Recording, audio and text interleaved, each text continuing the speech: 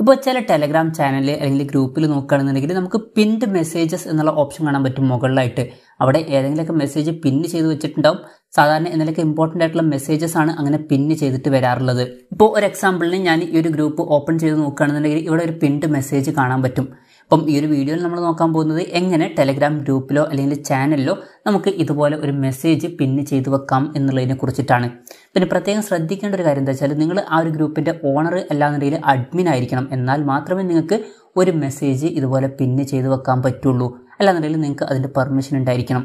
എന്തായാലും നിങ്ങൾ ഫസ്റ്റ് ചെയ്യേണ്ട കാര്യം എന്താ വെച്ചാൽ ഏത് ഗ്രൂപ്പിലാണോ അല്ലെങ്കിൽ ചാനലിലാണോ നിങ്ങൾക്ക് ഇതുപോലെ മെസ്സേജ് പിന്ന് ചെയ്ത് വെക്കേണ്ടത് ആ ഒരു ഗ്രൂപ്പ് അല്ലാന്നുണ്ടെങ്കിൽ ചാനൽ സെലക്ട് ചെയ്യുക. അതിനുശേഷം ഏത് മെസ്സേജാണ് പിന്ന് ചെയ്ത് വെക്കേണ്ടത് എന്നുള്ളത് സെലക്ട് ചെയ്യുക. ഫോർ എക്സാമ്പിളിന് എനിക്ക് ഈ ഒരു മെസ്സേജാണ് ഇനി പിന്ന് ചെയ്ത് വെക്കേണ്ടത്.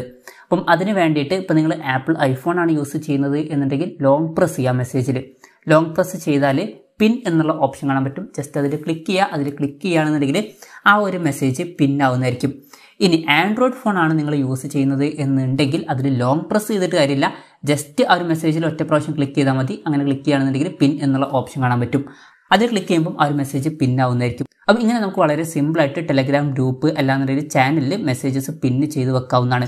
ഈ ഒരു വീഡിയോ നിങ്ങൾക്ക് യൂസ്ഫുൾ ആയി എന്ന് വിചാരിക്കുന്നു. എന്തായാലും ഈ ഒരു വീഡിയോ പറ്റിയിട്ടുള്ള നിങ്ങളുടെ ജെന്യൂൻ ആയിട്ടുള്ള അഭിപ്രായം ജസ്റ്റ് ഒന്ന് കമൻറ്റ് ചെയ്യുക. അതുപോലെ തന്നെ ഇതുപോലുള്ള വീഡിയോസ് ഇനിയും കാണാൻ താല്പര്യമുണ്ടെന്നുണ്ടെങ്കിൽ ഈ ചാനൽ സബ്സ്ക്രൈബ് ചെയ്യാവുന്നതാണ്.